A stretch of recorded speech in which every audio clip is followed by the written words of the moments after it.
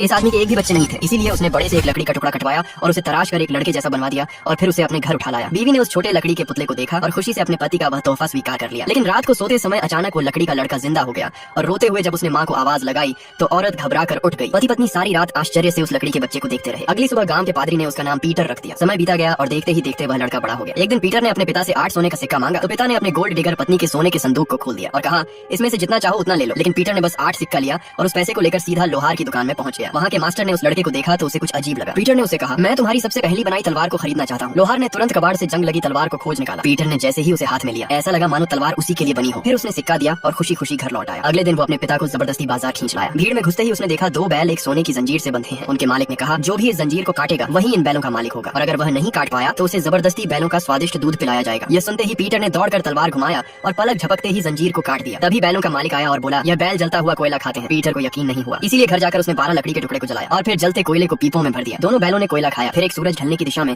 तो दूसरा सूरज निकलने की दिशा में भाग गया। इसके बाद पीटर ने अपने पिता को बुलाकर कहा, जिस दिन ये बैलगाड़ी अपने आप आकर दरवाजे पर खड़ी होगी फिर चक्की खुद उस पर चढ़ जाएगी और जब द्वार का झरना खून में बदल जाएगा उस दिन समझ लेना कि मैं मर चुका हूँ। ये कहते ही वो 12 देशों की यात्रा पर निकल पड़ा। वो 11 देशों से गुजरकर 12वें राजा के महल पहुंच गया। उसने राजा से कहा, राजा जी मुझे बड़े का काम दे दीजिए। मैं आपसे कोई तनख्वाह नहीं लूंगा, बस आप खाने के लिए खाना और बजाने के लिए एक जनाना दे दीजिएगा। राजा मान गया और उसे काम पर रख लिया। इसी बीच राजकुमारी पीटर से प्यार करने लगी। राजा को भी पीटर अच्छा लगा, इसीलिए उसने शादी के लिए हाँ कर दिया। मगर इजाजत मिलते ही चाला पीटरवा ने तुरंत राजकुमारी को एक राउंड पीट दिया। लेकिन कुछ समय बाद राजा को एक खत मिला जिसमें लिखा था, सुन बे अंडकोश नगर के लाला जल्द आ रहे हैं, हम तेरे पिछवाड़े में घुसेड़ने वाला। पीटर ने यह सुना और अगले ही पल अकेला युद्ध में पहुंच गया और अपने तलवार से सैकड़ों सैनिकों को धराशायी कर दिया। लेकिन अंत में वो भी एक गड्ढे में गिरकर मर गया और जमीन में दफन हो गया। लेकिन सुबह होते ही पीटर के घर बैलगाड़ियां आ खड़ी हुई और चक्की अपने आप उस पर चढ़ गई और झरना भी तुरंत लाल हो गया, जिसे देख पिता सब समझ गया। वो तुरंत गाड़ी पर सवार होकर बेटे को ढूंढने निकल पड़ा और तभी आसमान से वही दोनों बैल उतरे और जमीन खोदने लगे। आखिरकार उन्होंने पीटर को ढूंढ निकाला, लेकिन उसका सिर शरीर से अलग हो चुका था और उसमें कोई जान नहीं बची थी। मगर बैलों ने बिना देर किए अपने सींगों से उसके शरीर को जोड़ा और उसमें जान फूंक दिया। अंत में राजा ने पूरे दरबार को बुलाया और बहादुर पीटरबा को अपनी राजकुमारी और सिंहासन को सौंप दिया।